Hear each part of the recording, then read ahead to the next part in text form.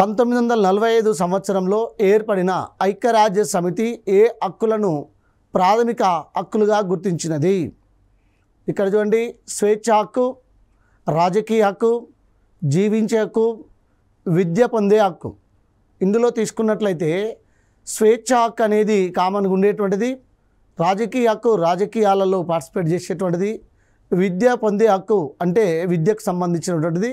So ఇవన్నీ కాదు, ఇక్కడ మనకు ఐక్యరాజ్య సమితి అది ఏది కానివ్వండి, యుద్ధాల సందర్భంలో కానివ్వండి లేదా తిరుగుబాట్ల సమయంలో కానివ్వండి, ఏదైనా సరే ప్రతి వ్యక్తికి ఖచ్చితంగా ఉండవలసినటువంటి హక్కు ఏది అంటే జీవించే హక్కు. అంటే ఈ స్వేచ్ఛ ఉన్నప్పటికీ, రాజకీయ హక్కు ఉన్నప్పటికీ, విద్య పొందే హక్కు ఉన్నప్పటికీ వీటన్నిటికంటే అది ముఖ్యమైనది. అసలు మనం ఫస్ట్ జీవించి ఉండాలి. కాబట్టి ఇక్కడ దేనికి సంబంధించిన ప్రధానంగా ఐక్యరాజ్య సమితి ప్రాథమిక హక్కుగా గుర్తించడం జరిగింది అంటే జీవించే హక్కును గుర్తించడం జరిగింది. మరి స్వేచ్ఛ హక్కు, రాజకీయ హక్కు, విద్య పొందే హక్కు ఇవన్నీ కూడా భారత రాజ్యాంగంలో ఉన్నటువంటి హక్కులు.